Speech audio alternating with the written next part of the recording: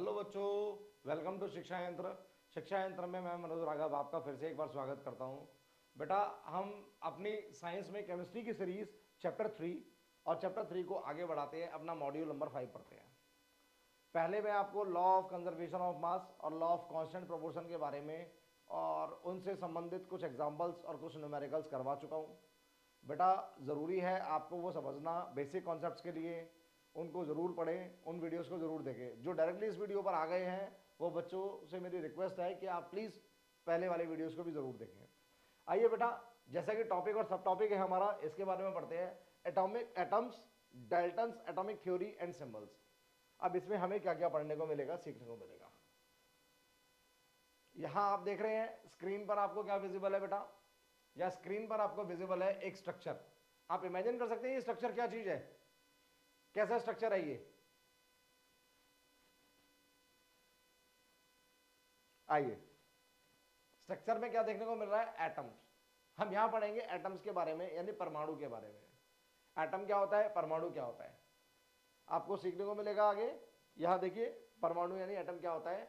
All the matter is made up of atoms. अभी तक आपने पढ़ा कोई भी पदार्थ छोटे छोटे कणों से मिलकर बना होता है। The matter is made up of tiny particles. हम टेक्निकल भाषा में इन छोटे पदार्थों को, वह पदार्थ के इन छोटे कणों को जिनको और ज्यादा फर्दरली डिवाइड नहीं किया जाता, हम इनको बोलते हैं एटम्स यानी परमाणु। आगे इसके बारे में और क्या रहता है देखिए, नेक्स्ट पॉइंट रहेगा हमारा, these atoms are building blocks of the matter around us. ये जो एटम्स है, जो परमाणु हैं, यही बिल्डिंग ब्लॉक्स होते हैं। बिल्डिंग ब्लॉक्स का मतलब एक दीवार बनी, एक इमारत बनी, उस इमारत के अंदर, उस बिल्डिंग के अंदर जो ब्लॉक्स लगे हैं, जिनकी वजह से वो बनी है पूरी संपूर्ण, वो क्या होती है? ईंटें।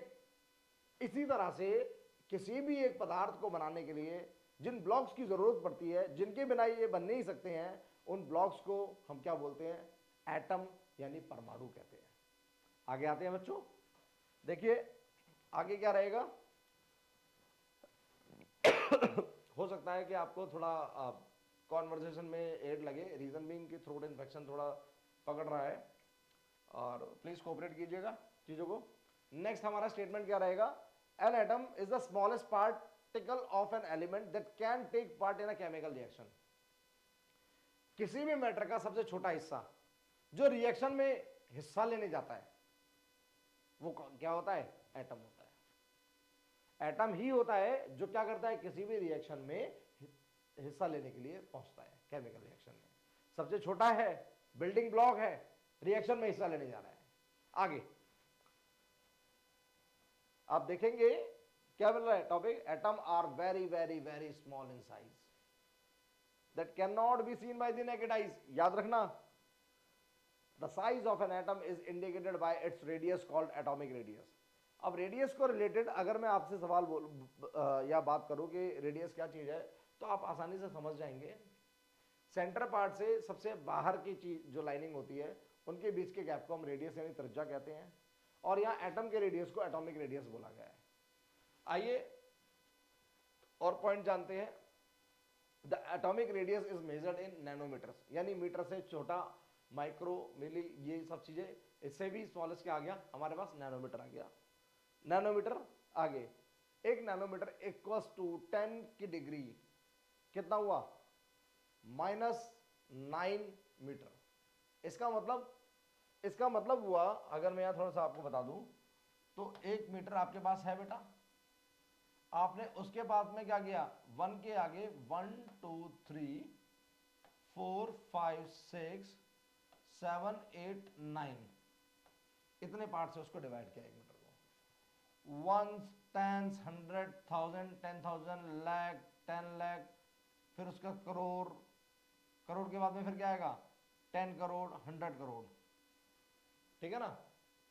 तो आपने 100 करोड़ के आसपास क्या कर दिया? उसके हिस्से कर दिए, बराबर हिस्से। तो एक हिस्सा निकल कर आएगा। इमेजिनेशन देखिए,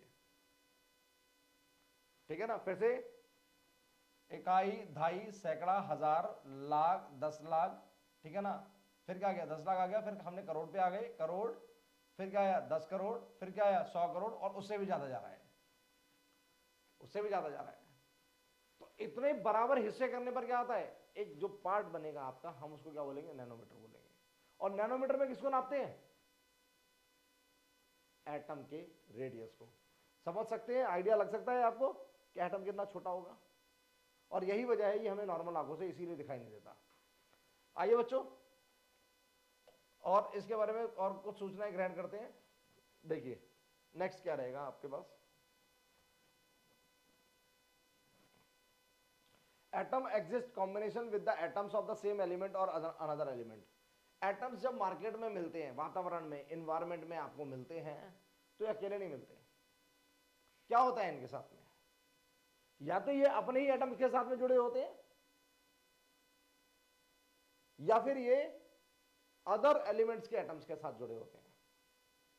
एग्जाम्पल देता हूं मैं आपको, एग्जाम्पल देखेंगे तो अगर आपने कभी देखा सुना होगा, हम वाटर का जो मॉलिक्यूल होता है उसको बोलते हैं H2O, और ऑक्सीजन के मॉलिक्यूल को बोलते हैं O2।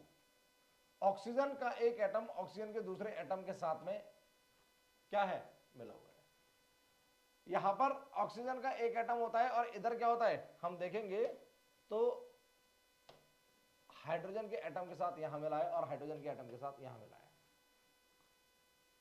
अब यहां पर इस जगह पर आप देखेंगे कि ये भी क्या है, एक एटम्स का ग्रुप है और यहां भी एक एटम्स का ग्रुप है।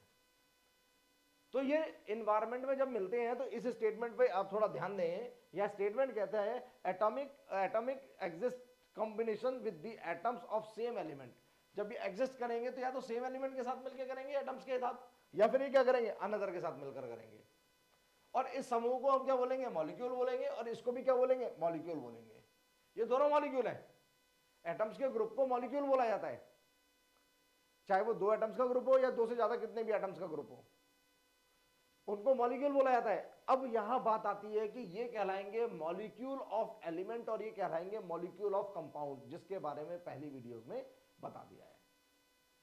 ये यौगिक का अणु कहलाएगा और ये अणु किसका कहलाएगा, ये अणु कहलाएगा तत्व का। एलिमेंट को तत्व बोलते हैं ना। एटम के बारे में फिर से जानकारी एक बार देख लें स्क्रीन पर। मैं अगली वीडियो में तभी आगे आऊंगा आपके पास में जब आपको ये वाली एटम के बारे में जो बेसिक जानकारी है वो आपको पता होगी। एटम के बारे में जितना भी डिस्क्रिप्शन है मैं फिर से एक बार स्लाइड से हटकर, स्क्रीन से हटकर आपके सामने इसको ठहरा देता हूं। कंटेंट को याद करना जरूरी है और ये सारे पॉइंट्सों को मेमोराइज करना बहुत जरूरी है।